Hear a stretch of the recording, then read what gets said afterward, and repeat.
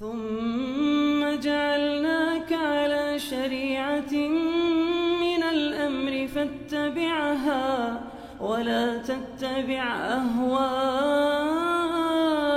الذين لا يعلمون.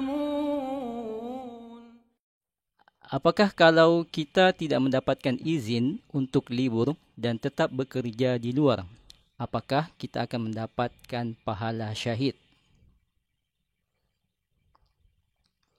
Terkait dengan pahala orang yang mati syahid itu diterangkan di dalam hadits Aisyah riwayat Al-Bukhari.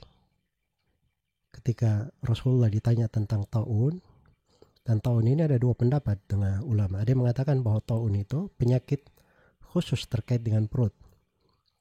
Dan ada sebagian ulama yang mengatakan bahwa taun adalah wabah yang menimpa banyak manusia. Ya. Baik, di atas penafsiran yang pertama, taun itu kaitannya dengan orang yang sakit perut saja. Adapun panas dan seterusnya seperti corona ini tidak masuk di dalamnya. Dan di atas penafsiran yang kedua masuk padanya, tetapi ketentuannya disebutkan di dalam hadits. Innahu kana adaban yab'athu Allahu ala man yasha. Taun itu adalah siksaan yang Allah utus kepada siapa yang Allah kehendaki. Walakin ja'alahu rahmatan lil mu'minin. Tetapi Allah jadikan rahmat bagi orang yang beriman. Ya, paman waqa'a at-taun fayamkuthu fi baladihi sabiran. Siapa yang ketika taun terjadi dia tetap di negerinya dalam keadaan dia sabar. Tetap di tempat dia tinggal dalam keadaan dia sabar. Ya, ya'lamu annama asabahu. Ya'lamu annama asabahu ma katabahu Allah. Dia mengetahui bahwa apa yang menimpanya itu adalah apa yang Allah pastikan untuknya, atau kataballahu lahu ajr syahid, maka Allah menulis untuknya pahala orang yang mati syahid. Ditulis untuknya pahala orang yang mati syahid. Jadi di konteks orang yang tinggal di sebuah negeri, dia bersabar padanya, ya. Kemudian dia tertimpa dengan penyakit tersebut, maka diharapkan dia kesyahidan dengan hal itu. Tapi kalau seorang misalnya sengaja menjatuhkan dirinya ke dalam kebinasaan, dia tahu di situ ada penyakit tapi dia masuk di dalamnya, maka ini dari hal-hal yang membahayakan untuk diri, dikhawatirkan dia masuk ke dalam bentuk membahayakan diri. Semoga Allah memberi taufik kepada semuanya. Wallahu ta'ala. Baik Ustaz, pertanyaan selanjutnya seputar penyelenggaraan jenazah untuk jenazah yang positif COVID-19 ini Ustaz. Ada beberapa pertanyaan yang bisa kita gabungkan ini Ustaz. Yang pertama, bagaimana proses mensolatkan jenazah? Yang kedua, bagaimana proses memandikan jenazah? Kalau memang ditayamum, bagaimana caranya? Dan yang ketiga, bagaimana proses berwudu bagi tenaga medis yang sudah berpakaian antivirus, yang mana membuka dan memakainya tidak mudah dan berbahaya jika mereka lepaskan pakaiannya. Baik, yang pertama yang dibahas itu terkait dengan masalah memandikan dahulu sebelum menyolatinya. Dan ini saya perlu ingatkannya bahwa ada SOP dari pemerintah terkait dengan hal ini, dan itu diterbitkan untuk tim medis di dalam hal ini. Dan mereka sebutkan bahwa di dalam memandikannya itu cukup dilap saja. Dan itu semakna dengan memandikan, karena memandikan itu tidak mesti dituangkan dengan air. Dibasahi dengan air, dilap dengan air, maka itu sudah cukup. Sama dengan memandikan. Ya. Dan di pembahasan fikihnya, memang asalnya orang yang meninggal itu adalah dimandikan. Kalau tidak bisa dimandikan, maka ditayamumkan. Kalau tidak bisa ditayamumkan, maka dia gugur. Digugurkan. Ya, dan ini pembahasan ya harusnya kita ikut, kita posisikan sesuai dengan kenyataan. Ya, apa yang dipandang oleh orang yang ahli di dalam hal tersebut. Karena itu tadi saya sebut, karena ada SOP dari pemerintah dalam penanganan hal tersebut, dan bisa dimandikan. Sepanjang bisa dimandikan dengan walaupun dengan cara dilap itu tadi, maka dilap itu nggak ada masalah, dan itu sama dengan memandikan. Kalau tidak bisa, maka ditayamumkan. Cara mentayamumkannya, tayamum itu sama dengan wudu.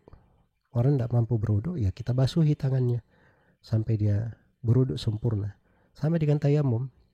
Ya, ini orang sudah meninggal, tayamumkan artinya diusapkan debu di wajahnya dan di kedua telapak tangannya saja, yaitu ditayamumkan, dan itu sudah cukup diproses memandikannya. Ya, setelah dimandikan tentunya dikafani. Ya, kalau misalnya saya lihat di sebagian SOP medis, apabila sudah dibasahi kemudian ada yang keluar, maka jangan dibuka kembali, karena itu mereka sebutkan ada dari bahaya-bahaya yang semisal dengan itu.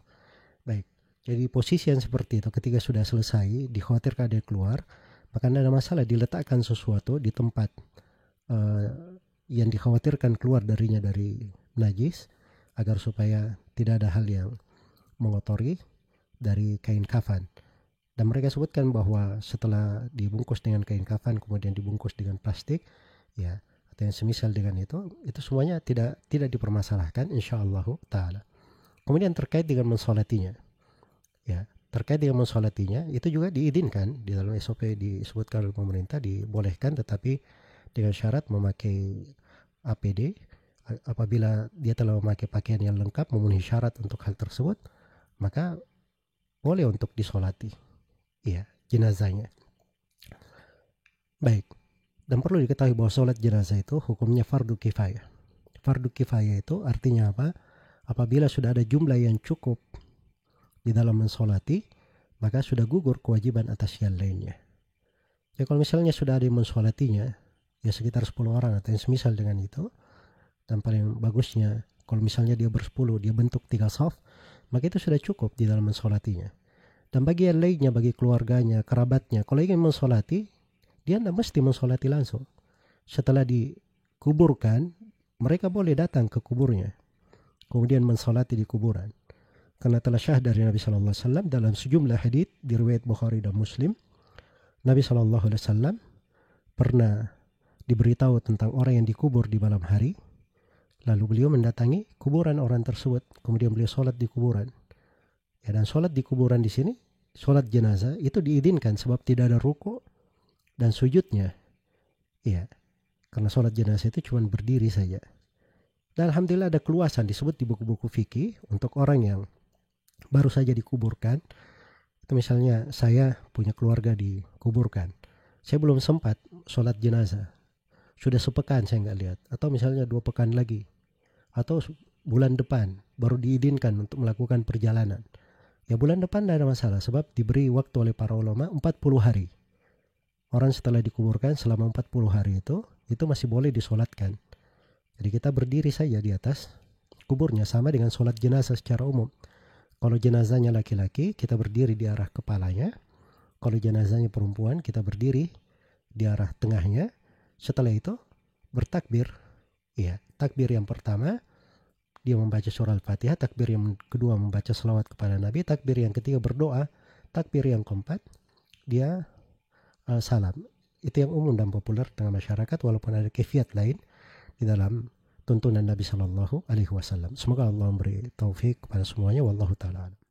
Bagaimana pandangan Ustadz tentang orang yang mengatakan bahwa corona ini termasuk dari tentara Allah?